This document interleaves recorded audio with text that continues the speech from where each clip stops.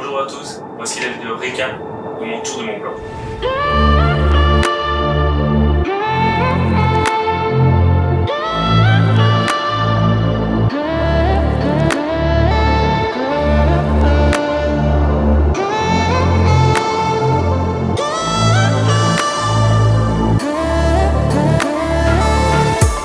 Cette vidéo va être séparée en 3 thèmes.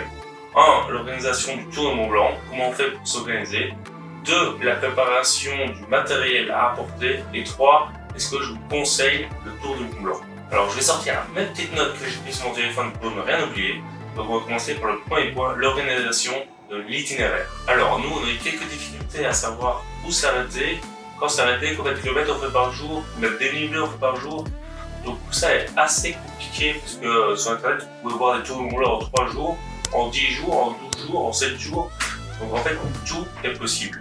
Mais comment choisir combien de kilomètres vous allez faire par jour en fonction de votre niveau? C'est ça la difficulté. Alors nous, pour vous donner un exemple, on avait choisi de le faire en 9 jours, avec une moyenne de 20 km par jour et 1000 de D+. Sauf que ceci est une moyenne. Et c'est ça le problème, parce qu'il y a des jours où on a fait 25 km avec 1500 de D+, et on n'est jamais arrivé au bout de l'étape. Donc on aurait dû prévoir peut-être un jour en plus pour être un peu plus à l'aise, parce que pour des gens qui n'ont pas fait beaucoup de marche comme nous, 1500 D+ en une journée, c'était pas possible, surtout avec une grande distance en termes de kilomètres. Donc pour éviter cela, il y a quelques points à respecter et à savoir à l'avance. Déjà, c'est savoir où dormir exactement. Soit vous dormez en bivouac, mais vous devez être sûr que la zone ne soit pas une zone naturelle ou une zone interdite de bivouac. Parce que par exemple en Italie et en Suisse, le bivouac est interdit, donc les campings sont obligatoires. En fonction des endroits où vous pouvez dormir, vous avez déjà plus que quelques possibilités d'étapes possibles à faire. Vous allez noter sur une feuille, par exemple, un itinéraire en 9 jours, un itinéraire en 8 jours, en 9, et regarder un peu en fonction des kilomètres et du dénivelé ce que c'est possible de faire. Et en parallèle de savoir où dormir, il faut savoir où on achète à manger pour manger le soir, le midi, le matin, et où on se réapprovisionne en boisson. Tout ça, vous faites un mélange, et vous devez avoir une feuille vraiment assez claire avec où vous pouvez acheter à manger si vous n'avez plus rien, où vous pouvez prendre à boire si vous n'avez plus d'eau et où vous dormez le soir. Si tout ça est très clair, normalement votre organisation est parfaite, il suffira juste de la respecter. Petit conseil, nous avant de partir au Rouge, on a été à Chamonix, la plus grande ville, et on a été à l'office du tourisme, il y avait un truc vraiment spécial Tour du Mont Blanc. Et là vous allez avec votre feuille avec toutes les étapes, et une madame ou un monsieur va regarder un peu l'itinéraire que vous avez prévu et va vous dire à ce jour-là on trouve que c'est un peu compliqué nous parce qu'on sait qu'il y a de la neige, donc vous allez devoir prendre un peu plus votre temps, donc on vous conseille d'aller dormir un peu plus tôt et le lendemain à faire ceci. Donc n'hésitez vraiment pas à aller à cet office du tourisme, je vous mettrai l'adresse à l'écran et ils vous donneront de précieux conseils. On va passer à la deuxième partie de la vidéo, le matériel que je vous conseille de prendre pendant votre tour du Mont Blanc. Première étape, avoir un bon sac à dos avec de bonnes sangles de réglage et avoir des, comment on appelle ça, des protections au niveau des épaules et des hanches assez confortables parce que vous allez marcher pendant 8-10 jours. Donc si vous avez un mauvais sac à dos, ça va gâcher votre voyage pour pas grand chose, peut-être des dizaines d'euros. Donc il vaut mieux mettre un peu plus de budget là-dessus pour être confortable. Et ne pas oublier la housse de protection pour la pluie parce qu'il y a beaucoup de pluie quand même. Et quand vous montez en altitude, il y a du brouillard, tout ça, et ça peut mettre beaucoup d'humidité dans votre sac à dos. Donc si vous voulez avoir vos affaires au sec, n'hésitez vraiment pas à l'acheter, ça coûte une dizaine d'euros chez Decathlon. Donc foncez. Deuxième point important, c'est les chaussettes. C'est un point assez compliqué, savoir combien on en prend. On en prend 2, 3, 4. Je vous conseille d'en prendre 3. Comme ça, vous les mettez plus ou moins 2 ou 3 jours. Et si vous avez une machine à lessiver dans un camping, n'hésitez vraiment pas à mettre vos chaussettes parce que si vous avez les chaussettes vraiment humides et toutes puantes, vous allez avoir des cloches et tout ça. Et ça peut aussi ruiner votre voyage. Donc, et investissez dans des bonnes chaussettes qui ne fassent pas des plis. Il faut vraiment que votre chaussette ce soit un peu une deuxième peau de protection. Et voilà. Prochain point, point aussi un peu compliqué à prévoir, c'est que nous allons passer de 900 D+ à 2500. Il y a des jours où vraiment on passe de 25 degrés à 0 degré avec de la neige en haut. J'ai sorti la casquette. On a tous sorti la casquette parce qu'il fait beau. Donc il faut aussi trouver des vêtements qui puissent aller quand il fasse très chaud et qui puissent aller aussi quand il fasse très froid. Donc essayez de regarder un peu ce que vous avez chez vous ou quoi. Ou alors il y a plein de vêtements adaptés sur internet qui sont assez fins mais qui tiennent aussi la chaleur. Bref, il ne faut pas négliger ça parce que quand il fait très froid en haut, ça peut être compliqué. Moi par exemple, j'ai pas pris de gants, pas de bonnet. Je vous conseille vraiment d'en prendre, ça ne prend pas beaucoup de place. Et en haut, vous allez vraiment en avoir besoin. Moi j'avais vraiment très froid, je marchais avec les mains dans les poches et je pouvais même plus utiliser mes bâtons pour marcher, donc c'était vraiment un handicap. Le prochain point, c'est la nourriture. Quelle nourriture il faut prendre en réserve dans son sac à dos? Alors nous, on avait pris 3 plats lyophilisés, sauf que finalement, on n'en avait pas besoin d'autant. Moi, je vous conseille 1 ou 2 plats de réserve que vous laissez au fond de votre sac à dos, pas trop lourd.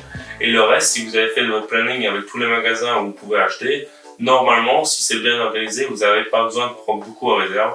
Si vous prenez, des fois, c'est maximum, vous prenez pour une journée, plus une journée et demie. Par exemple, vous prenez toute une journée, puis le lendemain à midi, vous allez retrouver un magasin.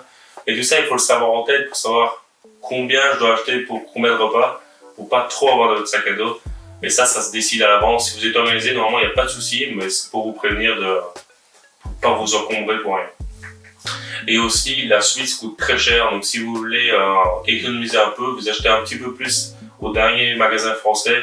Ça vous gratter un peu des kilomètres sur la Suisse, parce qu'en Suisse, franchement, on achetait presque rien, on avait pour 20-30 €. Donc, si vous voulez, c'est un budget pas trop élevé, faites ça. N'oubliez pas aussi votre bonbonne à gaz et le réchaud. Niveau bonbonne à gaz, n'en prenez qu'une. Nous, on était à 2 à manger dessus, et franchement, elle restait encore un peu pour 8 jours. Donc, on a mangé tous les jours dessus. Donc, il n'y a vraiment pas de souci, et parce qu'on en achète partout sur le trajet. Donc, prenez qu'une bonbonne. Ça suffira largement. Il ne reste plus que 2 points concernant les chaussures. Donc, comme vous le savez peut-être, le Tour de Mont-Blanc se fait pendant l'été. Et pendant l'été, vous avez tous les glaciers qui fondent. Donc, il va y avoir beaucoup de rivières qui coulent le long des chemins du TMB. Donc, vous allez passer par beaucoup de rivières. Donc, je dis beaucoup de donc. Ouais, donc. Il faudra des chaussures hermétiques à l'eau si vous voulez pas avoir les chaussettes et les pieds mouillés pendant toute la journée. Donc je vous conseille vraiment des chaussures waterproof. Ça c'est un point vraiment très très important. Pas de chaussures de sport, les hockey, ça. Je vois beaucoup de gens qui marchent avec ça. Pour moi c'est pas vraiment le type de chaussure idéal pour le Tour de Mont-Blanc. Et le dernier point pour les chaussures, c'est d'acheter des crampons adaptés à vos chaussures. Parce que vous allez avoir beaucoup d'endroits avec de l'enneigement. Et sans crampons, vous risquez vraiment de glisser fortement. Donc si vous avez un peu peur de la neige, je vous conseille vivement les crampons. Nous, on en a acheté à Chamonix, à l'Intersport, pour 50 € tout pile. Et franchement, ils font le taf et ça vous permet d'être plus à l'aise. Surtout que si vous avez un sac à dos et que c'est la première fois que vous marchez avec des bâtons et tout ça, ça peut être un luxe de l'avoir. Si vous les avez pas, si vous êtes expérimenté, normalement ça devrait aller, mais c'est toujours bon de prendre un peu plus de sécurité. Et le dernier point, c'est est-ce que je vous conseille le Tour de Mont-Blanc? Alors oui, je le conseille à beaucoup de personnes, à toutes les personnes qui veulent découvrir la randonnée. Vous allez avoir de beaux paysages et c'est une randonnée assez facile techniquement. Mais il y a beaucoup de dénivelé. C'est ça, c'est pas un inconvénient parce que vous allez avoir des beaux points de vue. Mais il faut travailler un peu sur le cardio à l'avant, je dirais. Donc si vous avez l'envie de faire de la randonnée, n'hésitez vraiment pas à vous entraîner pour toute l'année à votre cardio, allez faire de la course à pied. Et aussi de la randonnée, même si, par exemple, nous en Belgique, on faisait des marches ADEPS, je ne sais pas si vous connaissez, ça fait 300-400 de dénivelé maximum. Et là, on se tape 1000-1500 pendant une journée, donc ça n'a rien à voir. Donc, le dénivelé, vous allez le voir sur le jour même, mais quand vous avez la motivation de monter en haut, ça va monter tout seul.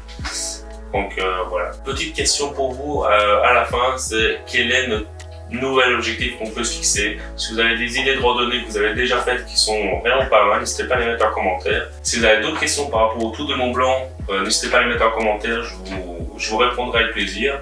On l'a fait, donc tous les conseils sont bons à prendre, je suis là pour partager avec vous. Et je vous tiens au courant parce qu'il y a une nouvelle vidéo qui va sortir dans le mois de septembre avec tout le récap que j'ai filmé pendant tout le Tour de Mont-Blanc. Une vidéo d'1 heure, un peu un style documentaire. Donc j'espère que vous allez l'apprécier. Et sur ce, je vous souhaite une bonne journée. C'était Aurélien Albont. Ciao les amis!